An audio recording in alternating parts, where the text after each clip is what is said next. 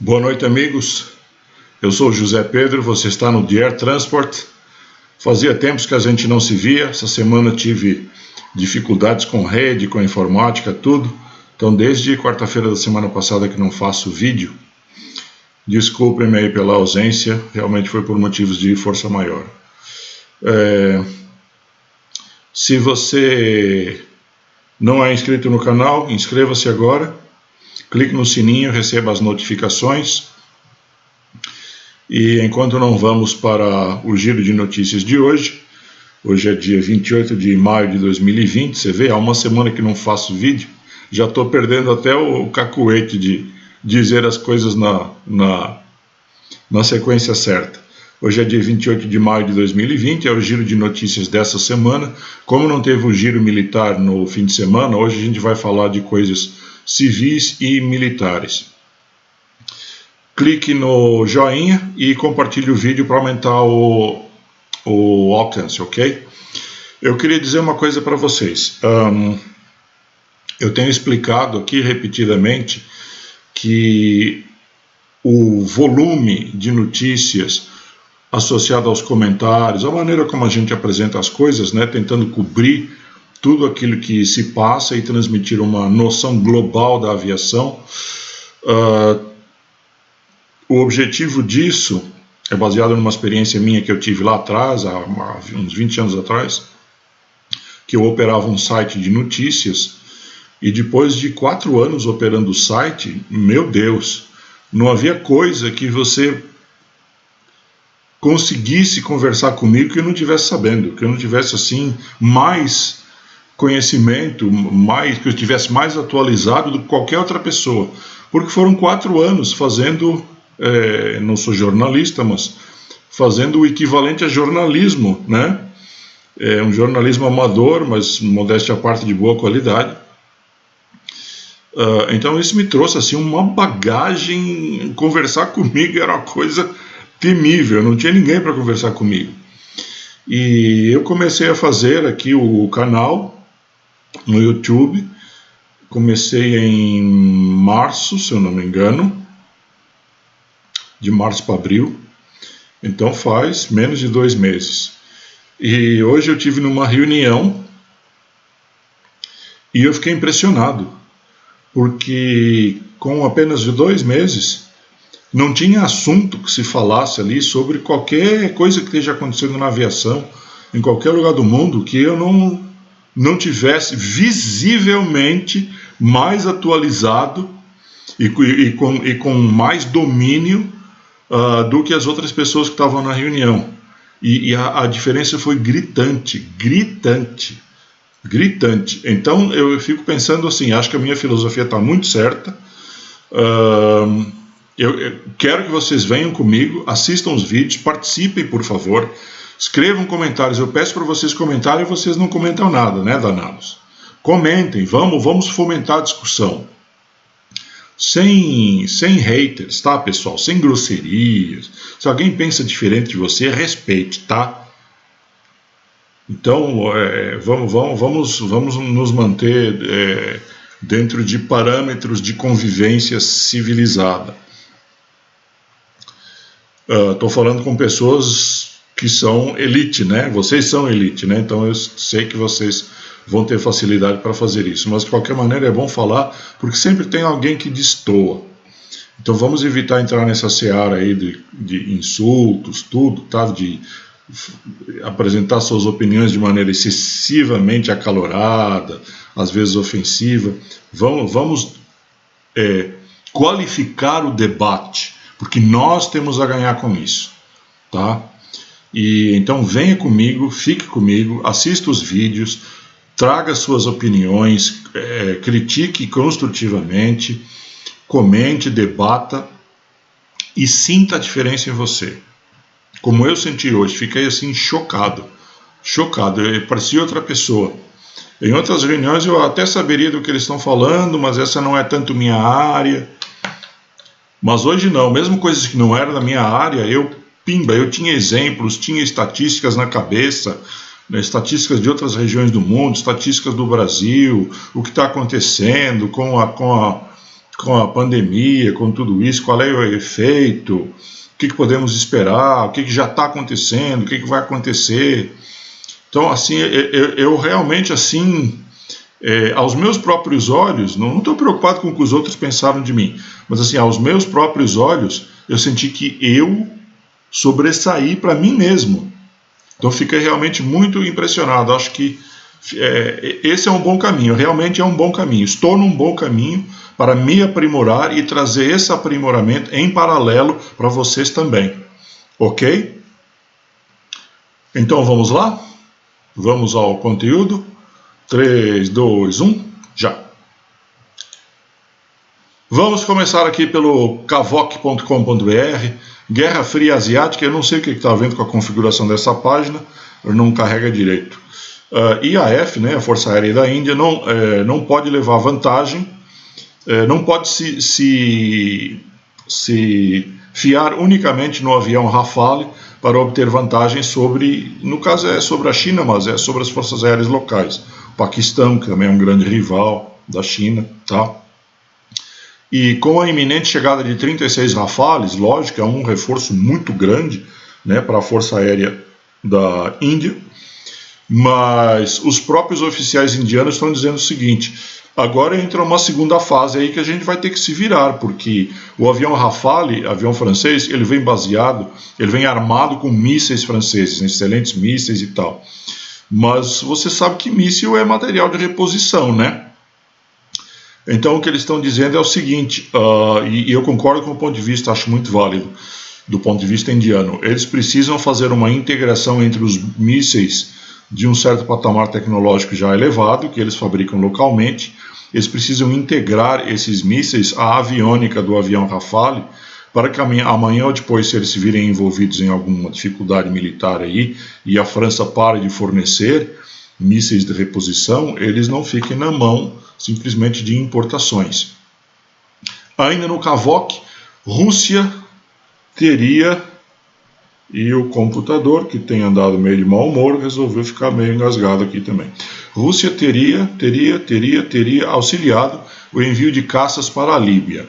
Então a história é a seguinte: tiraram umas fotografias aí, descobriram aí via satélite, aqui está uma outra matéria sobre o mesmo assunto, e com uma foto, um exemplo de uma foto via satélite. Não sei se foi nessa foto ou não. Acharam numa base aérea de forças do lado sunita, é isso?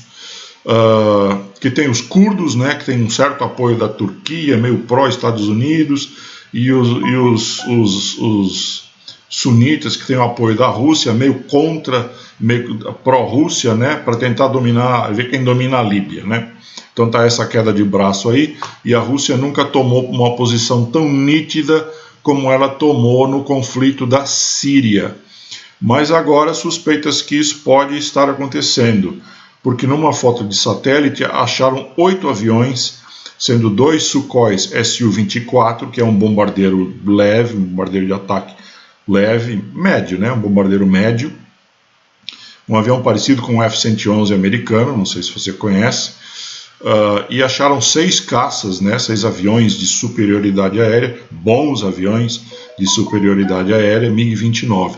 Então são 8 aviões, quer dizer, como nenhum dos dois lados tem poder aéreo, exceto o lado curdo, que tem apoio de drones turcos.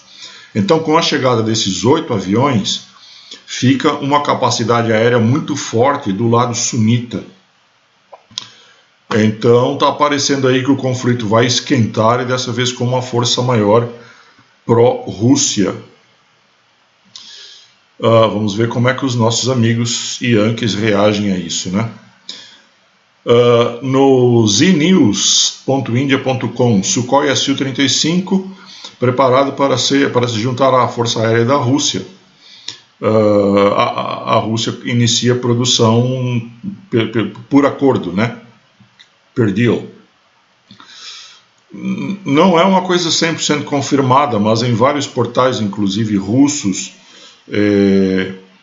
estaria já, inclusive, fotografias, deixa eu ver se aqui tem alguma, da própria linha de produção da Sukhoi, já com as primeiras unidades do que seria o primeiro avião ali do Oriente Médio, a primeira Força Aérea do Oriente Médio a usar os moderníssimos caças da Sukhoi, um avião de geração 4++. E o computador realmente está muito pouco querendo ajudar. Eu queria ver se tem foto aqui da linha de produção. Eu vi num outro site deste mesmo assunto, não sei se foi no outro, se foi nesse. Eu vi umas fotos já bastante reveladoras, em que você viu o avião já numa fase avançada de montagem. Não foi nesse site não. E tinha uma foto de um documento, uma pessoa segurando um documento, e esse documento seria... Eu fico sempre um pouco pé atrás, tá, pessoal? Porque isso aqui, nenhuma das fontes que eu consultei deu isso como certo, apenas como suspeita. Mas essa pessoa, tinha uma pessoa na foto segurando o documento e mostrando aquilo como se fosse um contrato de compra e fornecimento dos Su-35. Mas, de novo, pessoal, ninguém, nem eu, nem ninguém, nenhuma dessas matérias que eu li, está pondo isso como taxativo. Isso é certo. O Egito vai receber Sukhoi 35. Isso é uma especulação que está ficando forte agora. Aero.jor.br, Rússia inicia a construção do primeiro bombardeiro estratégico PAC-DA. Então seria um bombardeiro furtivo. Isso é uma visão artística, né? Não quer dizer que o avião vai ser assim. Ele é Flying Wing, a configuração parecida com a do B-2. Eu, pelos desenhos artísticos que há muito tempo venho vendo do PAC-DA, me parece que ele vai ser mais futurista ainda do que o B-2. Até porque o B-2 já é um avião dos anos 90 do século passado, né? Ele ainda é muito futurista, ainda tem uma cara muito futurista hoje. Mas os desenhos que eu vejo do PAC-DA, né, que não tem nome definitivo ainda, vai ser da Tupolev, né? Ele é uma coisa assim, pelo menos nos desenhos artísticos, parece algo assim de outro planeta, né, de civilização extraterrestre mesmo. Aeroflak.com.br, França quer manter caças Dassault Rafale voando até 2070. Então, tem uma ideia aí de manter por 5 décadas os aviões Rafale, que é um ótimo avião, já está voando aí há uns bons anos, né? E eu acho um pouco incrível, né? Como esses aviões hoje, tudo parece que está... Não sei, parece que na segunda metade do século passado, parece que a evolução da tecnologia militar era mais rápida, né? Você não via os aviões ficarem tanto tempo em operação assim. A primeira geração de jatos militares dos Estados Unidos, por exemplo, né? O F-84, o F-86, o F-100, F-104, esses aviões logo foram substituídos pelo F-4, pelo Tomcat, né? E depois logo foram substituídos pelo... Não, o Tomcat não foi substituído pelo F-16 e pelo F-15, eles foram contemporâneos. Mas logo depois já veio o F-22, que na minha opinião foi um fracasso, não porque ele seja um avião ruim, né? Mas porque ele era para ter sido fornecido 750 unidades e acabaram sendo menos de 200, e dessas menos de 200, cerca de 180 estão operacionais. E uma coisa que eu ia comentar agora no sábado, que eu infelizmente não pude fazer o vídeo, pelos problemas da informática que eu falei, um militar norte-americano diz que se fosse para pôr os F-22 em combate agora, o maior número simultâneo de F-22 que os Estados Unidos conseguiria pôr em voo seria 33. E ele tinha lá, depois não consegui recuperar essa matéria, mas tinha lá o racional dele, por que esse seria o maior número de caças F-22 que os Estados Unidos conseguiriam pôr em voo hoje. E a conclusão dele, que eu lendo a matéria, eu senti que ele tinha razão no que ele estava dizendo, ao menos é razoável. A conclusão é a seguinte: tudo bem, qualquer força aérea que tenha 33 aviões da qualidade do F-22 é uma força aérea que tem uma força muito grande, né? Tem um grande poder. Mas não se vai com isso conseguir arrasar com um grande país como a Rússia ou a China. Então, a Força Aérea dos Estados Unidos hoje está num hiato de poder, né? Ela parece estar num hiato de poder, ao menos se nós considerarmos que esse poder vai ser exercido pelos caças de quinta geração, os chamados furtivos.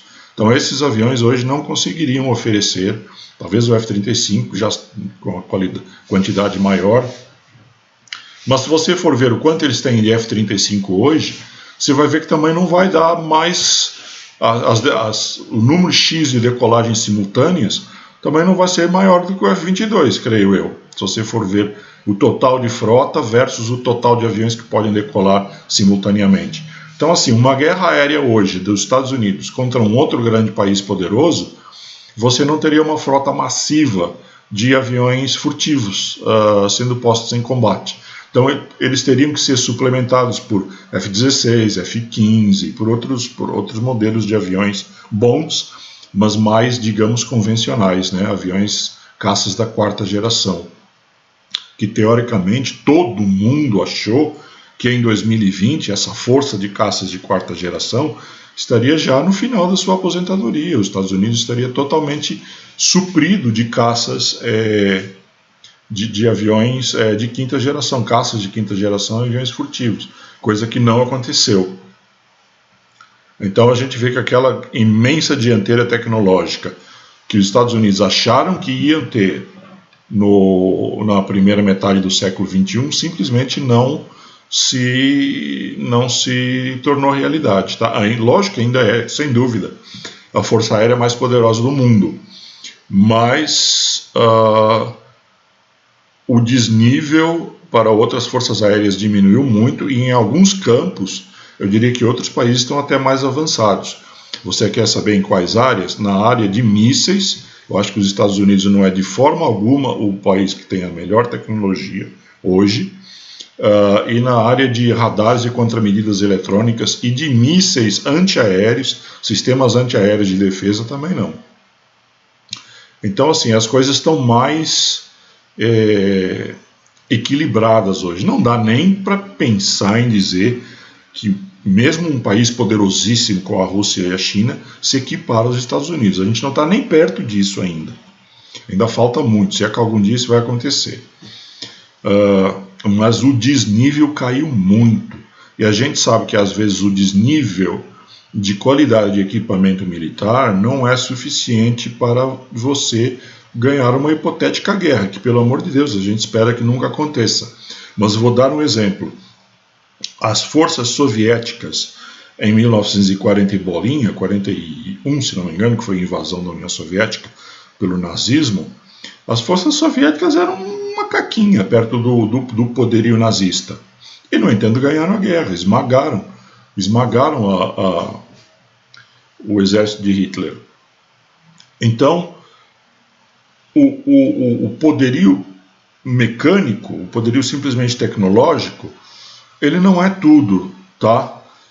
E nesse momento de defasagem, eu fico imaginando que motivações nacionalistas, moral da tropa, essas coisas, podem desempenhar um papel maior do que a gente pensa numa possível guerra que, pelo amor de Deus, a gente espera que nunca, jamais aconteça.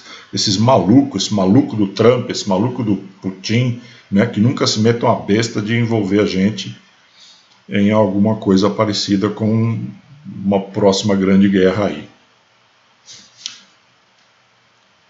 No aeroflap.com.br, caça russo Su-35 intercepta avião patrulha P-8 Poseidon dos EUA sobre mar do Mediterrâneo. Na verdade foram 2 Su-35 e os americanos vêm se queixando muito de interceptações agressivas, não profissionais, segundo eles. Realmente estão fora dos protocolos internacionais de interceptação. Mas a leitura que você tem que fazer disso é o seguinte: quando uma interpretação ocorre fora dos protocolos, ou seja, os aviões aproximam-se mais, de forma mais perigosa, em posições muito agressivas, que poderia tentar um tiro, né? Poderia fazer um disparo, realmente uma coisa muito agressiva. A leitura que você faz para isso é o seguinte: não estão exatamente simplesmente ali fazendo uma formalidade militar. Existe realmente algo de hostil ali, né? E essa hostilidade acho que não é gratuita de parte a parte. Acho que eles estão mostrando que eles não estão gostando nada da presença de um avião P-8 ali, que a presença é incômoda e que ele deve sair. Então essa é a minha mensagem. Essa é a minha mensagem não, essa é a minha leitura.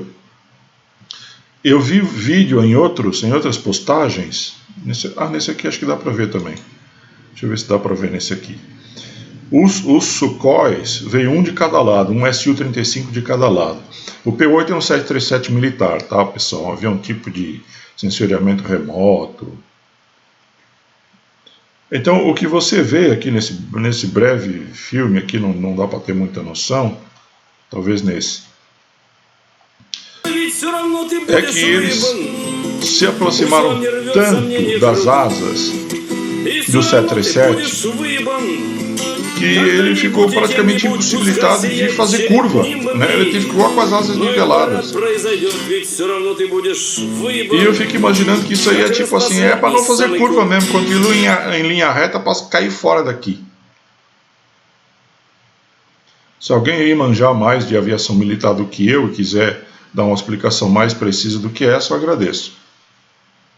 Aero Magazine, avião interceptado na Amazônia pousou apenas após tiro de aviso. Então o Tucano aí deu um rajadinho ali E aí o menino, possivelmente traficante, que estava pilotando o aviãozinho pequeno porte-laca, que não fala qual é, achou melhor, depois de ver as traçadoras passando na frente do nariz dele ali, achou melhor botar o rádio na frequência lá de 121.5 e falar que tudo bem, vou pousar. BR Finanças Yahoo. Christopher Nolan comprou e explodiu um avião inteiro nas gravações de novo filme. O filme, como é que é? Tenet, é isso? Parece que uma mega produção aí. Em vez de usarem computação gráfica, compraram um 47. Mas a matéria aqui do portal Yahoo foi infeliz, porque eles foram atrás do preço de quanto custa um 747 e chegaram à conclusão que ele custa 480 milhões de dólares. E pessoal, isso aí é o preço de um 8F, tá, pessoal? De um 47-8F novo na fábrica. Não é isso. Eles pegaram alguma carcaça de algum 747 aí que ia para já ia para part-out mesmo, já ia para ser picotado. Tá vendo a nacelle aqui? Provavelmente nem tem nada ali debaixo da nacelle, nem tem motor, deve estar vazio. Então não é assim não, pessoal. Ninguém ia jogar 480 milhões de dólares fora. Santa ingenuidade.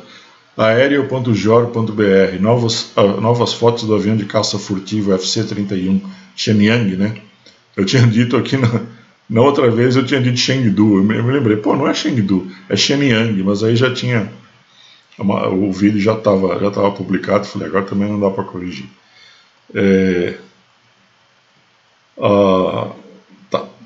Tá ficando cada vez menos secreto, né, esse avião chinês aí, ele é muito bonito, né? Ele é muito elegante, ele lembra muito o F-22. Ele lembra, dependendo como olha, pelo ângulo que você olha, ele parece, alguém disse aqui nos comentários, que ele lembra uma mistura do F-35 com o F-22. Eu acho que sim. Só que eu acho o F-35 meio patinho feio, né? E o F-22 é lindo. E eu acho que ele aqui ficou bem bonito, né? Gostei muito da silhueta dele aqui. Ficou bem legal. Aí nos comentários, você entra nos comentários aqui do site, todo mundo falando que é cópia, que os chineses só sabem copiar, não sei o que lá. Eu não gosto muito de aderir a esse tipo de visão de que tudo que a China faz é por motivo de espionagem, né? Porque já cansou um pouco essa narrativa, né? O Concorde foi espionado, o avião não sei o que foi espionado. Toda vez que sai alguma coisa do outro lado, foi espionagem, entendeu? Parece que existe uma necessidade psicológica de negar que alguém além de nós também é capaz de fazer boas coisas, né? Então essa narrativa aí para mim está desacreditada. Eu acho que há muita espionagem mesmo, né? De parte a parte, né? E nunca houve espionagem maior do que aquilo que o Ocidente fez em relação a trazer toda a tecnologia que a Alemanha tinha na Segunda Guerra, né? Foi uma maciça aí, não diria nem espionagem, foi um movimento de trazer mesmo os sábios, né? Os cientistas alemães que serviam a Alemanha, né? Muitos não eram alemães, que serviam a Alemanha, trazê-los para o lado ocidental, e eu acho que o horror deles estarem colaborando com o nazismo facilitou isso, né? Mesmo antes do fim da guerra, muitos já tinham se bandeado para o lado de cá. Então isso de você observar, né, ou até mesmo surrupiar os segredos do outro é uma coisa normal. Essa narrativa de que tudo que a China faz é por causa de espionagem, eu acho isso uma grande besteira. Eu acho que tem espionagem, sim, não tem dúvida que tem espionagem de parte a parte, né? É muito fácil você infiltrar alguém ali na trincheira do outro e descobrir o que ele está fazendo. Mas não é tão fácil assim, eles fazem assim, eles fazem assado, e você vai e faz um avião. Se você não tiver uma baita de uma capacidade industrial, tecnológica, por mais que você tenha os planos em mãos, você não faz aquilo, né? E tem coisas que você vê que foram ideias próprias, por exemplo, aqui, vamos voltar aqui para o desenho aqui, para a fotografia do F-31. Realmente, você vê que ela é muito parecido com os aviões americanos, mas o J-20 é um avião chinês, você vê que o design é deles mesmo. O design realmente é deles. Ninguém tem um avião parecido com aquele. Ninguém tem um avião parecido com o Sukhoi 57, né? Aquele avião é único. Então não entro nessa questão se há ou não há espionagem. Primeiro porque há. E segundo porque é besteira gerar essa ideia de assimetria, de que o lado de lá espiona e os coitados de cá são umas vítimas de terem suas ideias, suas geniais ideias roubadas. Isso é besteira, pessoal. Inteligência, tecnologia e engenharia tem dos dois lados.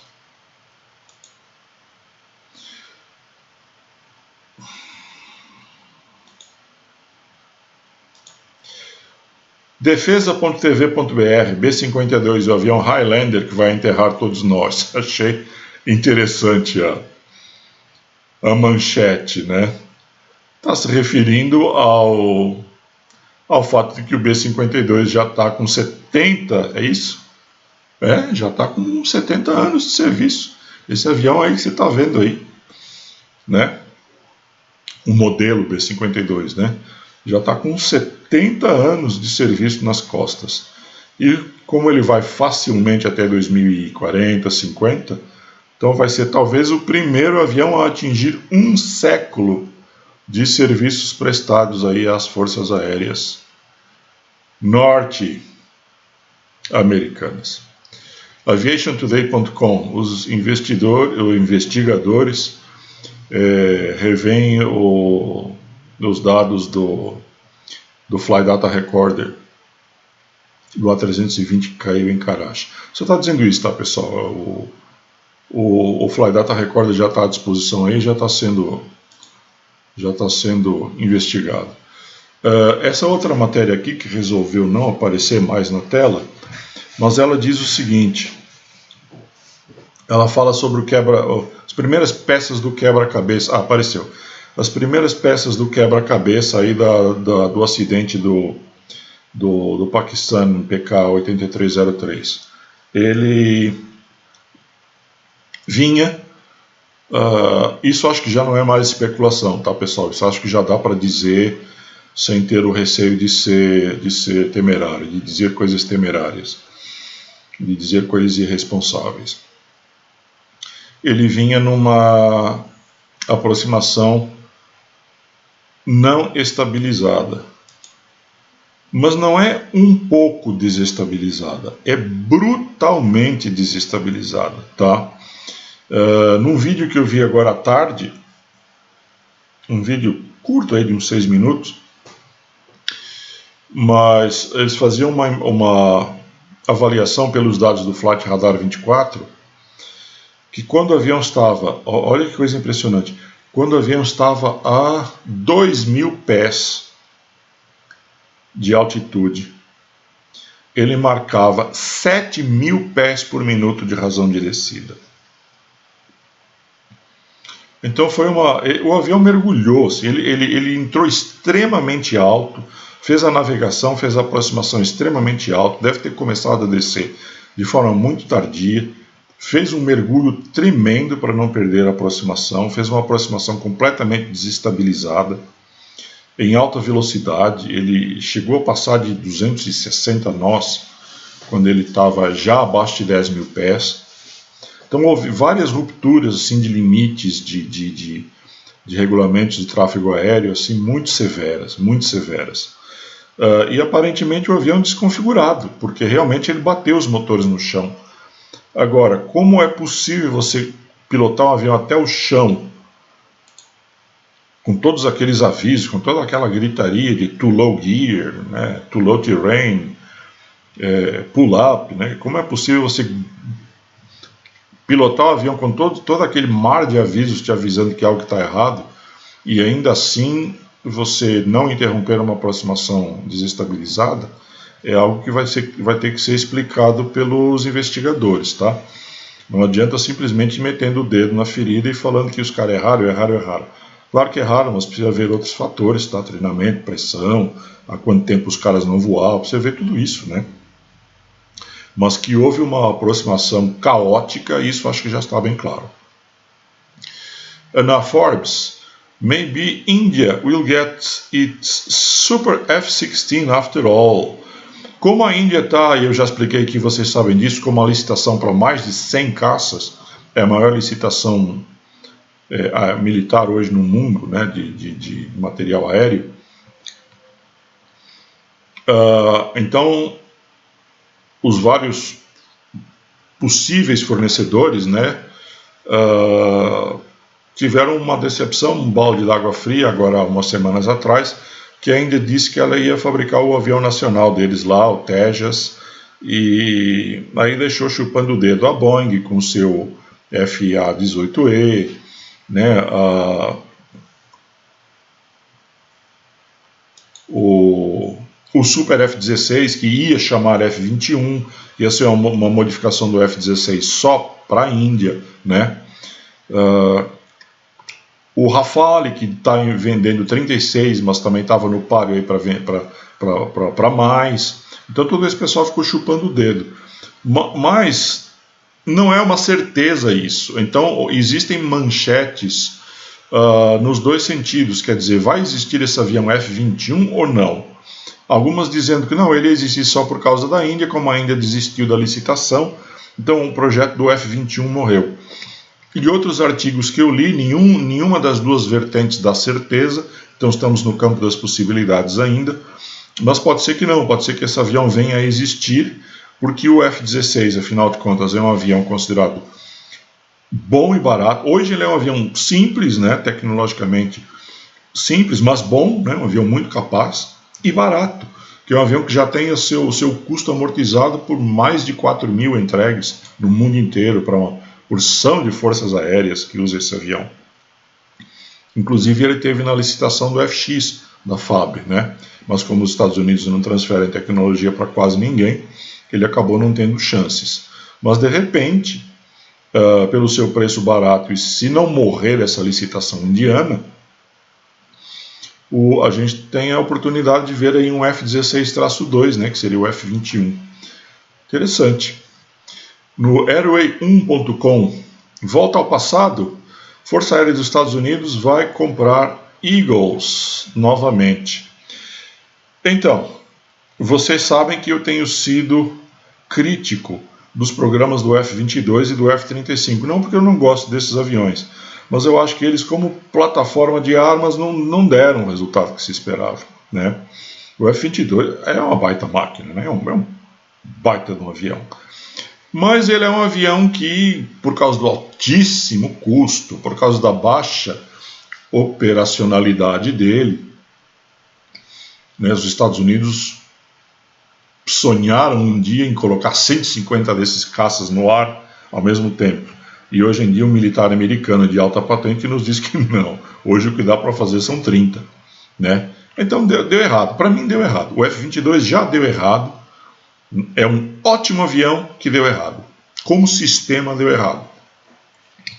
E o F-22 para mim vai pelo mesmo caminho. Não tão drástico, não um fracasso tão brutal quanto o F-22, mas vai pelo mesmo caminho, porque não que ele seja um fracasso, acho que não dá para dizer isso, nem sei se algum dia vai dar para dizer isso, mas porque ele não preenche os requisitos que se esperava deles. E um dos que mais me decepciona, mais me desaponta, é o fato de que as versões B e C, F-35B e F-35C, que são as da Marinha e dos fuzileiros navais, ou seja, aquelas que mais projetariam poder dos Estados Unidos fora dos Estados Unidos, não são mais capazes de velocidade supersônica. Quer dizer, são capazes de velocidade supersônica, mas eles perderiam características estruturais deles, né? Tem gente dizendo que eles deixariam a cauda para trás. Acho que não é isso. O que acontece é que arrancaria aquela camada daquele coating de material de altíssima tecnologia, que talvez a Sukhoi tenha algo também bom, né, nessa tecnologia de coatings anti-radar, mas o fato é que aquele coating anti-radar da Lockheed Martin, acho que só ela tem, né? Então, se o avião, se aquilo ali perder a sua eficiência, né, se aquilo ali for arrancado pelo vento,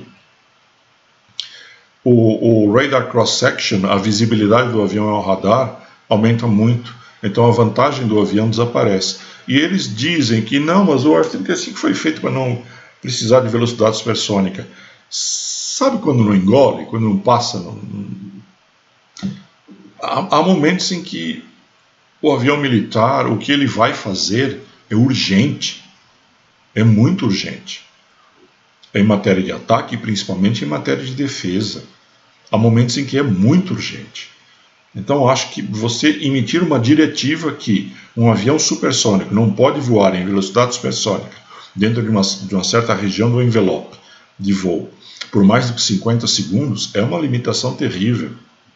Como você vai contra-atacar um avião capaz de Mach 2 sustentado, por exemplo? Então a velocidade do F-35 já não é grande coisa. E ainda com essa diretiva do Pentágono, eu não sei, para mim, eu acho muito decepcionante. Eu, se fosse piloto desse avião, eu ia ficar muito decepcionado. Que diabo de caça é esse que eu piloto e vou ter que ficar ali Mach 0.80, 0.90, 95? Não sei, para mim não faz sentido. Acho desmoralizante. SputnikNews.com. Foi por pouco, caça F-35 da Marinha do Zewa vai ao mar depois de decolagem. Dá a impressão que um quase acidente aconteceu, mas não é isso. Se você ler a matéria, na verdade são testes feitos por pilotos de testes para explorar a força das catapultas que lançam os aviões e porta-aviões. E no caso é para explorar o lançamento da catapulta com energia abaixo da necessária. Então ela acaba tirando o avião. É para explorar o envelope do avião, né, pessoal? Então ela acaba tirando o avião numa velocidade baixa, né, quase que no stall. E as imagens são um tanto assustadoras mesmo. Deixa eu ver se eu mostro aqui para vocês.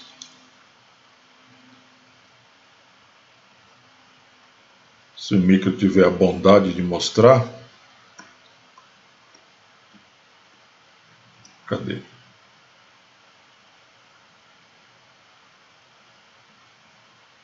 Acho que não vai dar. Estou exigindo demais do computadorzinho. Ele está meio cansado. É uma boa máquina, mas já está cansadinha. Então não dá, agora não vai dar. Ah não, acho que dá sim, apareceu aqui, peraí. Deixa eu ser teimoso aqui, pessoal. Deixa eu ser um pouquinho teimoso. Olha aqui. Ele vai me mandar para o Instagram. Vamos lá. Até às 10 da noite o Instagram está aberto aqui. Abre, maledeto. Abre. Abre. Abre. Bem, daqui a pouco a gente volta aqui.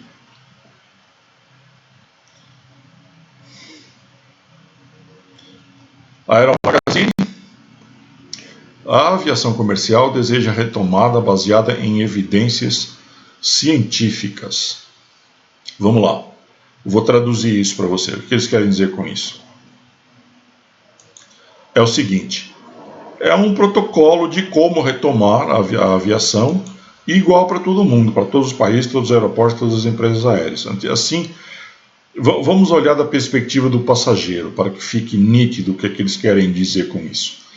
Você vai chegar a um aeroporto, vai ter medidas de segurança, caso ainda não haja uma vacina contra a Covid-19, né? Vai ter medidas de segurança, distanciamento social, fila com afastamento da pessoa da frente e da pessoa de trás, embarque com afastamento. Quando você entrar no avião também, você vai estar de máscara, não vai ter publicações em papel para você ficar tocando nas coisas, os alimentos vão ser servidos de outra maneira, quer dizer, vai ter toda uma coleção aí de medidas, de protocolos de segurança, e da hora que você chega ao aeroporto até a sua saída no destino final, você ficou debaixo desse guarda-chuva para aumentar a segurança sanitária. É isso, tá? Então a IATA quer isso no mundo inteiro para que a segurança nos aeroportos seja a melhor possível. Como a maior empresa aérea da Europa, deseja o retorno da aviação mundial. É mais uma dessas, mais um desses textos, refere-se à Ryanair, né? Como será, com máscara, com isso, com aquilo. Mas é uma maneira da Ryanair colocar a sua posição de que nos aviões não vai ter, ela não quer que tenha, ela não vai pôr. Ela vai se opor a isso ferozmente. Já vem fazendo isso já desde abril, quando nasceu essa ideia do isolamento social a bordo, né, do distanciamento social a bordo de aviões, para deixar a cadeira do meio vazia, um assento sim, um não. Ela já se posicionou contra. E nós aqui fomos, eu não vou dizer contra a ideia, eu acho que se a ideia fosse possível, nós seríamos a favor. O que nos parece é que a ideia não é possível, porque ela muda demais a aviação daquilo que a gente conhece hoje.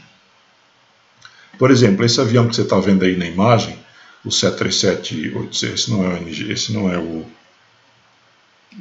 é o Max, esse é o NG 800. Ele passaria a ser um avião de 120 lugares no máximo, tá? E esse avião aí, 120 lugares, da maneira como a gente conhece a aviação hoje, ele é inviável. Completamente inviável. Não adianta nem fazer conta para ver se é inviável. Só de olhar você já sabe que é inviável. A menos que a realidade do mercado se mude completamente. A menos que viajar volte a ser uma coisa cara, como era nos anos 70, 80 do século passado, acessível para menos pessoas, as empresas são menores, há menos aviões no mundo, não há 20 mil, 25 mil aviões comerciais no mundo, 17 mil parados. Você entende? A aviação teria que ser uma coisa em outras proporções. O redesenho da aviação teria que ser brutal em relação à aviação que a gente conhece hoje. A gente iria para a aviação dos anos 70 do século passado.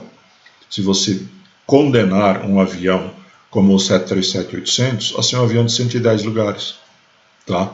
Você desenha outra aviação. E baseado nessa outra aviação, essas empresas que estão hoje, o seu business model não sobrevive, na minha opinião, a maioria vai tudo para quebrar, quebradeira total. As empresas que vierem no lugar dessas vêm em outro tipo de empresa, mais elitista, mais caro, para outro tipo de público. E com isso você vai afetar o turismo, restaurantes, hotéis, tudo. Então eu acho que realmente o distanciamento social a bordo de aviões, se ele for imposto por governos, ele vai ter que ser imposto por algum tempo, muito limitado, e na esteira de uma imposição dessas, vai ter que ter algum tipo de linha de financiamento de sobrevivência, se os governos quiserem que a aviação continue a existir e seja parecida com aquilo que a gente conhece hoje. Esse é o que a gente diz aqui, não é que a gente advoga que não se faça o distanciamento social. É que no business model que a gente conhece hoje não funciona. Simplesmente não adianta nem pensar. Não vai funcionar e ponto. Isto é dinheiro, aviação em queda livre, mais uma daquelas matérias sobre as coisas que a gente já sabe. Mas eu achei que valia a pena separar essa matéria por causa dessas janelinhas aqui, né? Vamos ler algumas janelinhas dessas.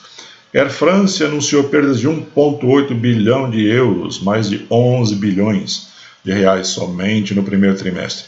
A Avianca, a segunda maior companhia da América Latina, entrou com pedido de recuperação judicial há uma semana. A Azul reduziu sua capacidade em até 50%, lançou um programa de licença não remunerada, etc, etc. British Airways, demissão de 12 mil pessoas. Emirates anunciou que estuda o maior corte de empregos do setor. Eles falaram alguma coisa na faixa de 30% de toda a sua força de trabalho. Gol colocou em prática um plano de corte de salários e cancelou cerca de 90% dos seus voos. Latam demitiu 1.400 funcionários e entrou com pedido de recuperação judicial.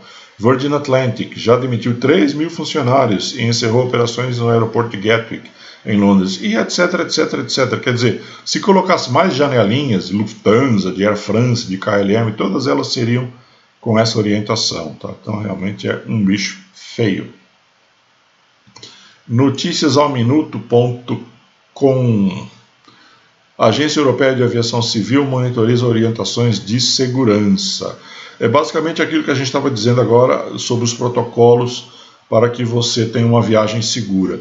Só que aqui não está referindo aos protocolos, mas sim ao fato da EASA, né, estar aí criando canais para monitorar que os aeroportos e os países, sob sua responsabilidade, vão acatar essas determinações. Economia.uol.com.br. Bolsonaro veta isenção de imposto e aéreas criticam molezinha de Guedes. O senhor ministro Paulo Guedes, o posto Ipiranga, né, do nosso presidente Jair Bolsonaro, acha que é uma molezinha você ajudar as empresas de aviação a não quebrarem, né? Nós vimos aí o ministro naquela triste reunião do dia 22 de abril, dizendo que nós podemos ganhar muito dinheiro ajudando as grandes empresas. Nós não vamos perder dinheiro ajudando as pequeninas empresas. E pessoal, pequeninas empresas somos nós, tá? Essa é a mentalidade que o nosso governo tem em relação a nós. Se ele não está preocupado com as pequeninas empresas, você acha que ele está preocupado com o seu emprego? Esse sujeito aqui, ó, esse aqui, onde está o mouse. Isso não é uma questão de opinião, pessoal. Ele disse isso com todas as letras.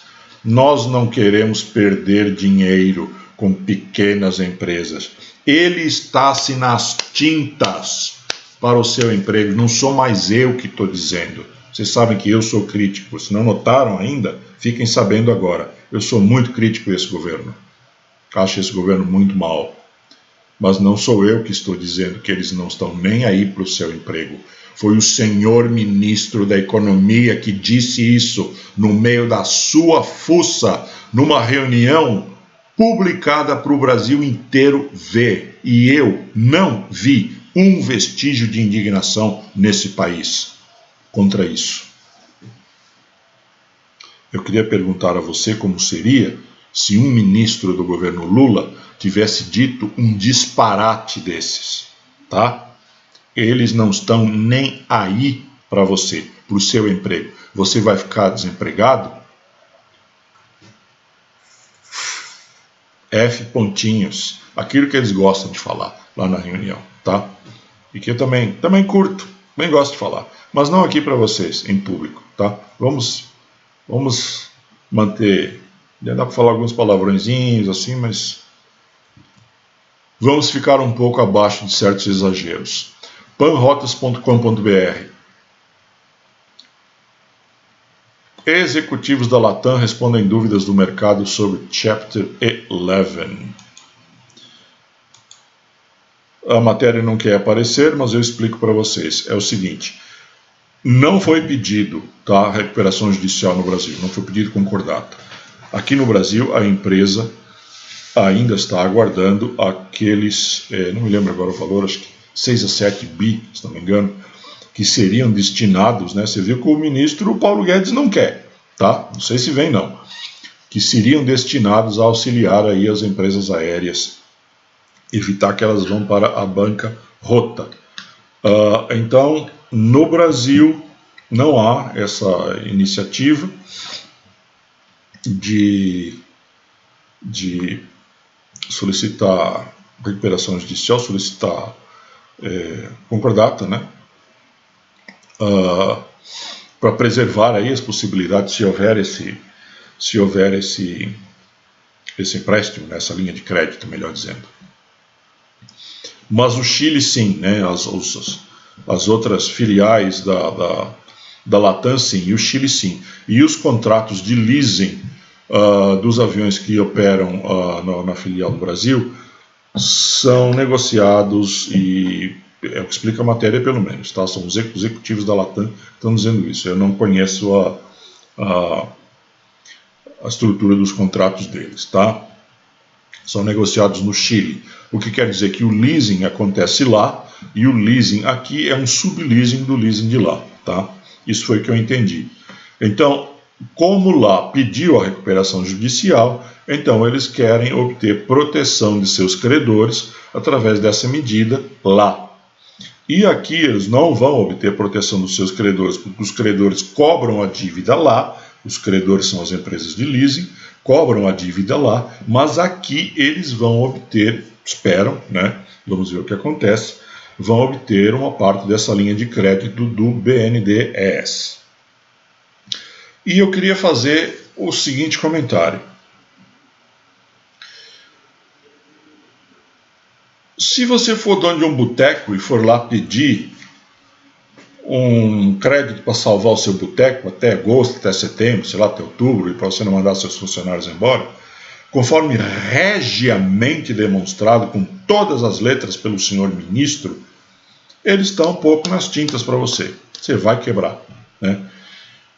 Então eu fico pensando assim, a Latam, que é uma empresa que anuncia que está bem, tem posição de caixa, tem caixa para um ano, tudo. Ela entra com um pedido de concordata preventivo para segurar o seu caixa para não pagar os seus credores, que afinal de contas também tem problema de receita, porque também afeta eles, certo? Todo mundo está renegociando, todo mundo está pedindo para não pagar durante uns tempos, as empresas de leasing estão tendo que fazer emendas aos contratos, né, porque afinal de contas também não querem que as empresas quebrem, certo? Então estão tendo que fazer emendas aos contratos para que não se pague leasing em maio, junho, julho, até sei lá quando, depois o saldo do que não pagar divide depois até o final do contrato, se tem um contrato de aluguel até 2024, 25, 27, sei lá, né? Esses contratos de aviões tem contratos curtos, mas a maioria, eu diria que o mais típico são contratos de 8 anos, de 8 a 10 anos, tá?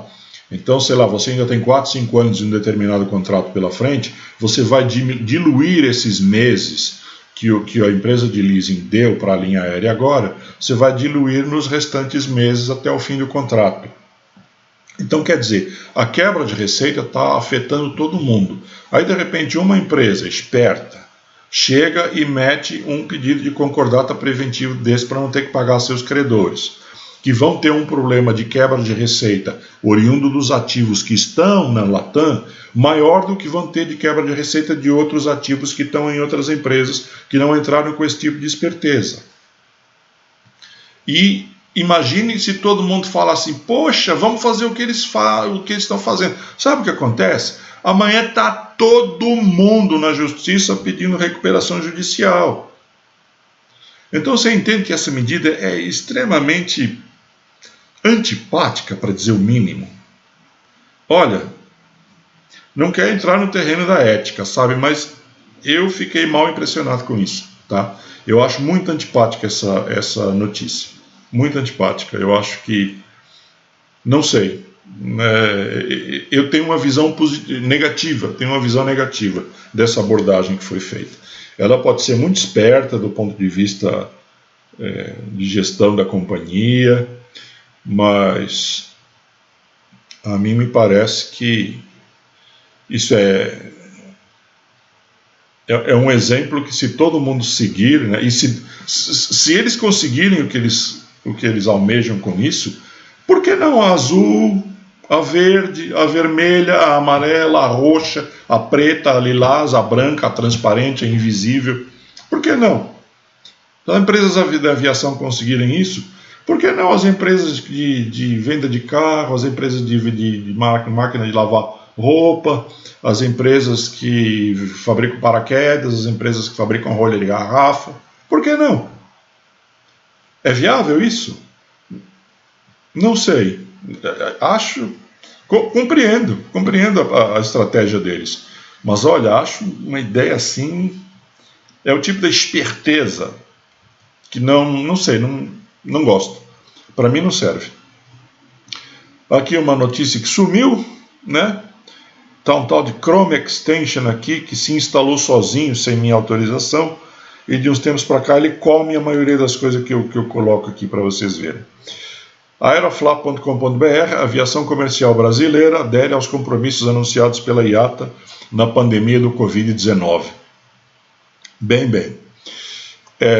Esses compromissos da IATA, a gente estava falando deles agora, aqui há alguns minutos atrás. É muito legal, muito bacana. E eles estão explicitados aqui para baixo da matéria. Alguns deles eu acho assim que realmente é coisa que tem que ser mesmo, né? A aviação sempre colocará a segurança em primeiro lugar, óbvio, né? Claro, evidente, isso nunca será quebrado. Então tem coisas que tem que ser mesmo. Mas, por exemplo, esse número 3 aqui, eu achei só um protocolo de boas intenções mesmo. Tipo assim, sabe, coisa de formalidade.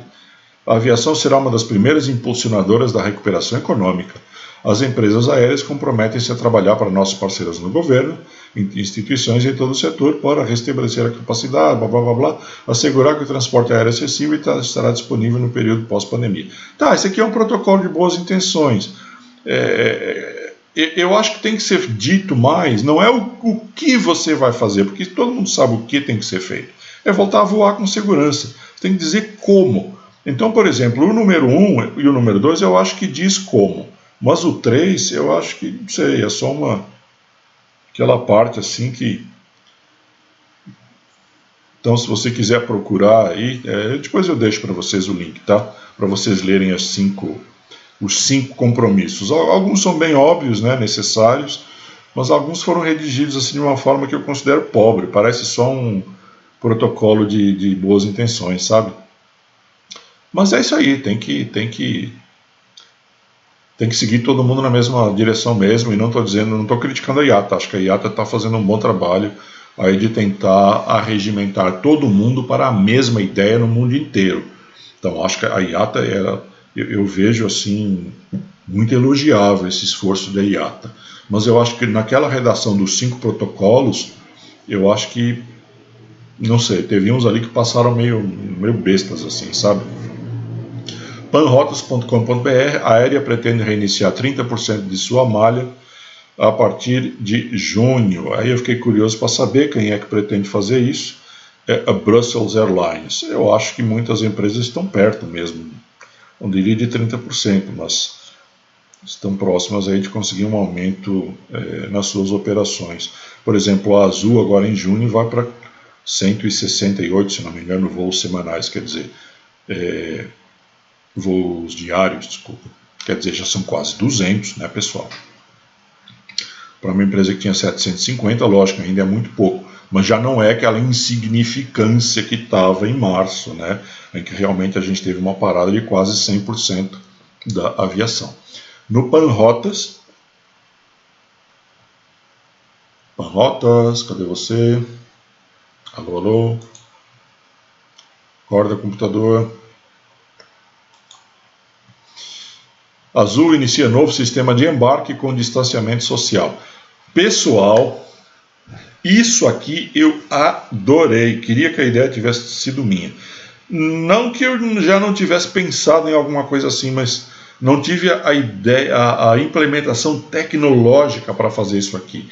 Eles projetam no chão aqui um monte de indicações, de cores, se eu não me engano, até o número do assento, tudo.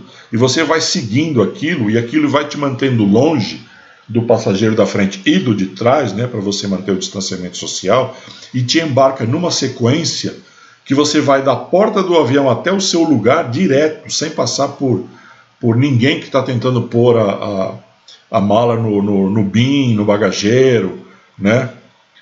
Achei muito legal, um sequenciamento muito perfeito. Não sei se na prática funciona tão bem assim, mas achei a ideia esplêndida. Olha, parabéns para a Azul, viu? Espero que vire o padrão em outras empresas também. Aeroin.net, ANAC atualiza regras para o transporte de restos mortais. Ah, que notícia horrível. É um protocolo, né, pessoal? Diante daquilo que está acontecendo é necessário. O que eu achei mais marcante assim da notícia, que não está querendo nem carregar aqui, é que se a empresa aérea receber um transporte de resto mortal e ela achar que não está propriamente acondicionado, acho que ainda não existia essa possibilidade antes, ela simplesmente pode negar o transporte. Latam, mitos e verdades sobre os filtros das aeronaves. Uma boa matéria da Latam, tá?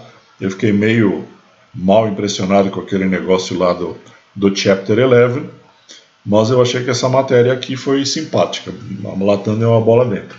Ela está explicando para o público o que são os filtros EPA, High Efficiency Particulate Air Filter. É um filtro, cara, que pega até o mais ínfimo vírus que você puder imaginar. Tá, então basicamente, para não ficar lendo o infográfico todo para você, se você não sabe, ele está te dizendo o seguinte: as pessoas podem ser levadas a achar que o ar dentro dos aviões é viciado, aquele monte de gente respirando. Não é, pessoal, o ar dentro dos aviões é fresco. Isso é um conceito desde que os aviões começaram a ser pressurizados, tá, pessoal? O ar dentro dos aviões é fresco. Ele é trocado muito mais rápido do que aquilo que seria necessário para manter um ar limpo, tá? Então pode ficar tranquilo, a possibilidade de contaminação é um pouco temerário isso que eu vou dizer, mas enfim, vamos lá. A possibilidade de contaminação a bordo do avião provavelmente é baixa, porque o ar está trocando o tempo todo, então não dá para acumular aquele monte de partícula, de micropartícula, como é que eles chamam? Aerosol. Não dá para acumular, tá? Aquele monte de aerosol flutuando ali dentro da cabine, né? Você como passageiro pode imaginar que isso acontece, mas não acontece, tá? O avião puxa aquele ar todo para fora, a cada 3 minutos troca aquilo tudo, tá? E além disso o fluxo é tipo um chuveiro, como se fosse o fluxo de água de um chuveiro, tá? O fluxo é de cima para baixo, tá? E não existe movimento de ar horizontal ao longo da cabine. Por quê?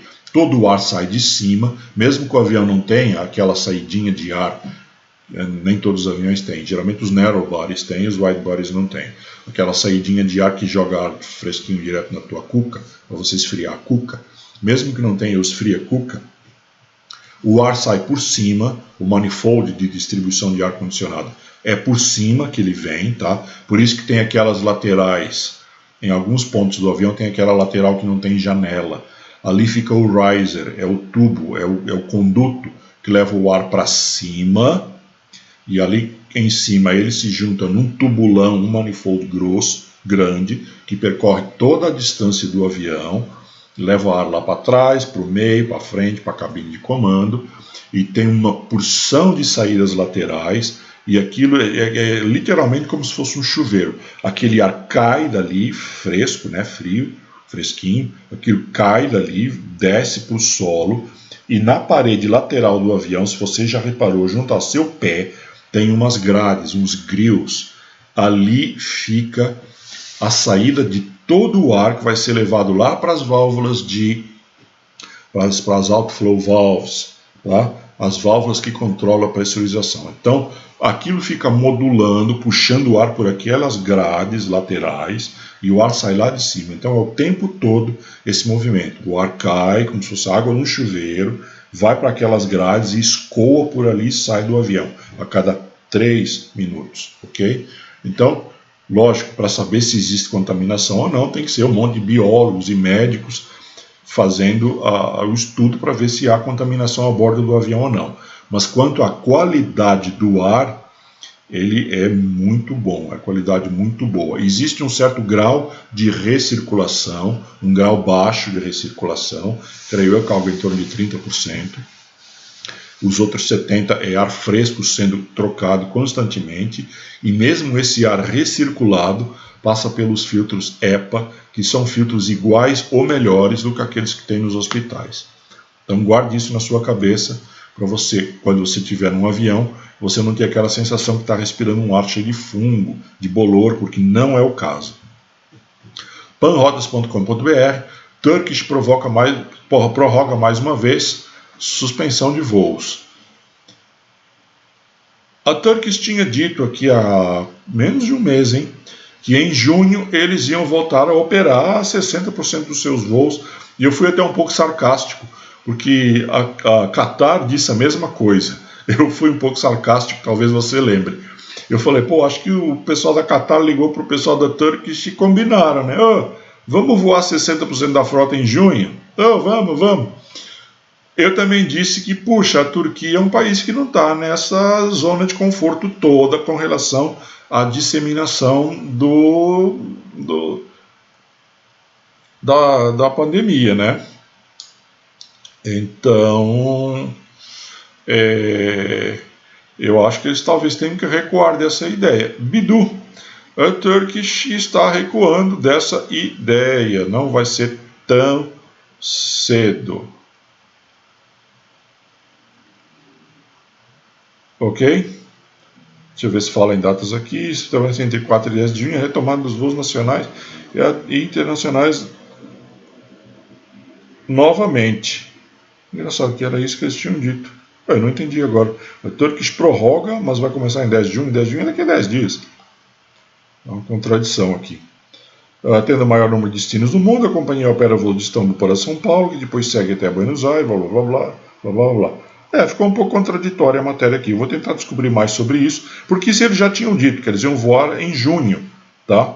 E aqui a manchete prorroga a suspensão de voos. Mas está dizendo que vai continuar em junho, então, sei lá, não entendi. Eu vou dar uma olhada, procurar mais coisas. No sábado a gente volta a falar sobre isso, sobre a Turkish, e eu quero saber sobre a Qatar também. Épocanegócios.globo.com. Empresa Boeing demitirá mais de 6 mil funcionários no ZEU por crise da Covid-19. São os famosos 10% que a Boeing já disse que tinha que cortar, tá? Parece que, pelo que estão dizendo aqui, parece que a coisa vai no forceps mesmo, tá? Não sei se funcionou aí o programa de demissões voluntárias. A matéria está muito simples, não dá para concluir nada. E aqui uma linda imagem do 737 MAX, deve ser o MAX, em Renton, na fábrica em Renton. Já andei muito aqui, pessoal, muito, mas muito mesmo. É um lugar bem legal, viu? Olha, se tem ambiente gostoso para trabalhar, é essa tal de Boeing, viu? Fico triste com essa imensa crise que ela está passando agora. Aeroflap.com.br, na contramão, Vietnam Airlines pretende realizar a encomenda de 50 novos aviões. Pessoal, essa Vietnam Airlines, embora a Vietnã seja um país que não é assim uma economia muito pujante e tal, é um país que controlou, né? Parece que controlou bem aí a epidemia, e essa empresa era razoável, viu, pessoal? Tem mais de 100 aviões aí, muitos deles de grande porte, e estão com esse plano de expansão aí, que eu não sei se é realista nesse momento, mas talvez eles estejam se fiando aí em que, não sei, né? Talvez eles estejam se fiando, por ser uma empresa controlada pelo Estado, talvez estejam se fiando na quebradeira de outras empresas privadas em outros lugares do mundo e que vai sobrar para quem tiver fôlego. Será que é isso? Vai sobrar para quem tiver fôlego aí, bancado pelos seus governos, para sobreviver a toda essa onda de azar que está pelo mundo aí. Aeroin.net, avião com insumos médicos pousa sob tiros de armamento pesado na Somália. Um avião LET L410 de fabricação romena? Não lembro agora onde é que é fabricado esse avião. Levou vários tiros aí, não foi nada que derrubasse o avião, mas foi feia a coisa.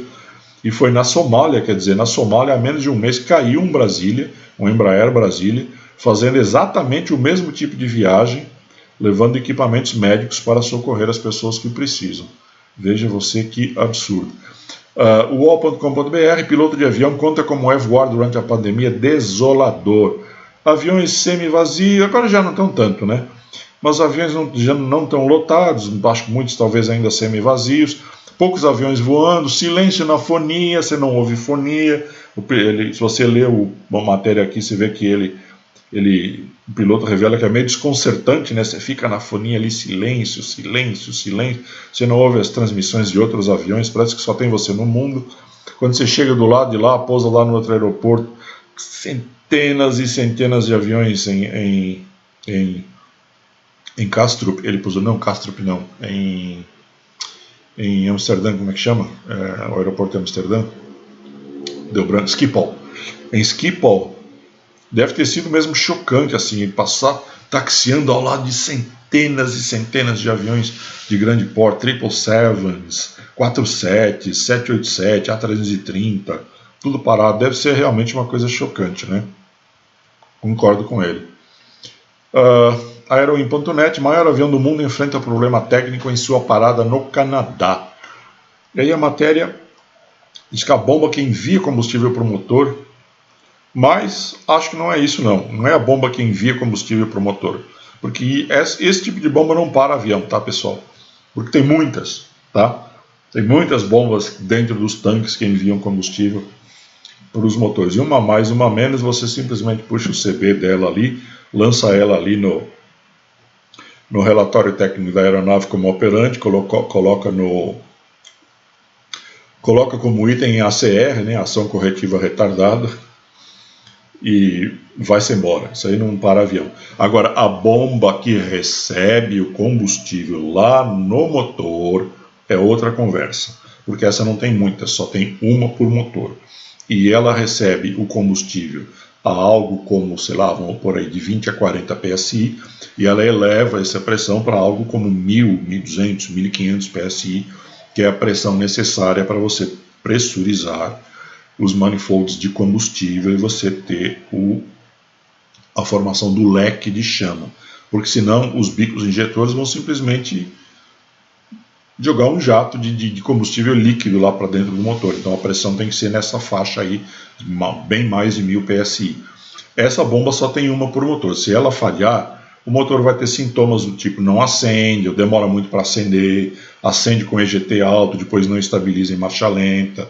Então você vai ter uma série de maus funcionamentos do motor, tá? Por causa dessa bomba. Aí essa sim justifica você fazer uma manutenção forçada antes de você decolar. É um item no-go. E no Aerotime, aerotime.aero. É a mesma notícia, só que tem uma descrição linguisticamente, né, o linguajar assim, um tiquinho melhor, me ajudou a entender o que aconteceu aí com o Antonov. Também me ajudou a entender o que aconteceu com o Antonov foi ver a foto do capô do motor aberto. Se eles abriram o capô do motor é porque estão mexendo na bomba do motor e não na bomba lá de cima do tanque. E é isso, queridos amigos. Chegamos ao final do giro de notícias de hoje. Eu agradeço demais a vossa audiência. É muito bom estarmos juntos. É bom para todos nós conforme eu expliquei para vocês agora no começo, eu realmente fiquei assim, eu me vi falando pelos cotovelos e falando assertivamente, sabe, uma porção de coisas que, pô, os outros não estavam sabendo. É mesmo, olha, nossa, que legal, aconteceu isso, na Tailândia, na Indonésia, que legal, bacana. Então, realmente, o diferencial que a gente busca com esses nossos vídeos aqui está chegando, já existe, já é concreto, não é somente, já não é mais apenas um plano, apenas um projeto, já é concreto, já está chegando. E se você assiste os vídeos, um agora, o outro daqui a um mês, daqui a pouco você lembra de mim, você lembra do canal, vê o vídeo, aí você não vai atingir o seu objetivo, tá? Você tem que assistir ele disciplinadamente, porque ele não é um vídeo de coisas legais pela aviação. Existem muitos vídeos de coisas legais de aviação, e são vídeos muito bons. Eu sou o maior fã desses canais que fazem isso, tá? Vocês até sabem quais são, não preciso nem ficar dizendo aqui quais são esses canais, né? São muito legais, vale muito a pena assistir o conteúdo, mas a nossa filosofia é diferente, ela requer a repetitividade, você tem que ver os vídeos, tá? Você tem que ver, sei lá, 2 vezes por semana, pelo menos 1 vez por semana, tá? E eu estou ainda achando o melhor ponto entre duração do vídeo e a frequência dele. Muita gente me diz que o vídeo está durando demais, eu concordo, mas não tem problema, nós estamos desenvolvendo a narrativa, nesse momento tudo é experimental.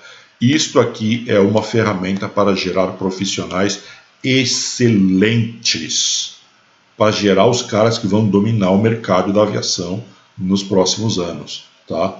Então a narrativa tem que ser muito bem desenvolvida, tudo tem que ser muito bem pensado. Neste momento ainda não está definido quanto tempo vão demorar os vídeos. Como isso ainda não está definido, para mim, sinceramente, por enquanto, tanto faz se demora meia hora ou 2. Lógico que 2 horas é muito cansativo, mas isso é exatamente o que a gente vai definir nas próximas semanas até a gente estar com o projeto maduro. Hoje o projeto já se mostra muito bacana, eu já vejo que vai dar maravilhosos frutos, mas tudo está muito verde ainda, ok? Então nós vamos definir. Eu estou construindo uma infraestrutura para vocês, o principal elemento vai ser um site muitíssimo bom, está sendo penoso para mim desenvolver isso, porque estou desenvolvendo sozinho, isso custa dinheiro, coisa que eu infelizmente não tenho, né? Isso custa dinheiro, estou fazendo sozinho. O site, quando o site estiver pronto, vai mudar demais aqui os vídeos, tá?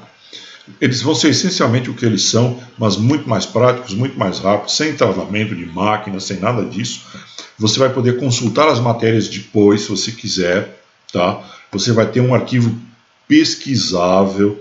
Imagine o que isso significa daqui a 10 anos, daqui a 5.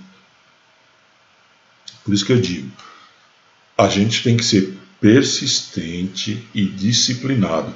Isto é uma ferramenta, isto não é um site de coisas legais de aviação. Isto é uma ferramenta para gerar profissionais excelentes, tá? É para isso que serve essa ferramenta aqui. Muito obrigado pela sua audiência. Sábado a gente volta. Vou mudar algumas coisinhas aqui para não ficar... Não é o site ainda. Vou mudar algumas coisinhas para não ficar esses travamentos irritantes. E já sabe, né? Se não está inscrito, está esperando o quê? Se inscreva, clique no sininho, receba as notificações, compartilhe o vídeo, clique no joinha, aumente o alcance e faça com que o site fique cada vez melhor. Nós sendo bons, você vai se aproveitar disso para você ser melhor ainda do que você já é. Ok? Até sábado, um abraço, fiquem com Deus. Tchau, tchau.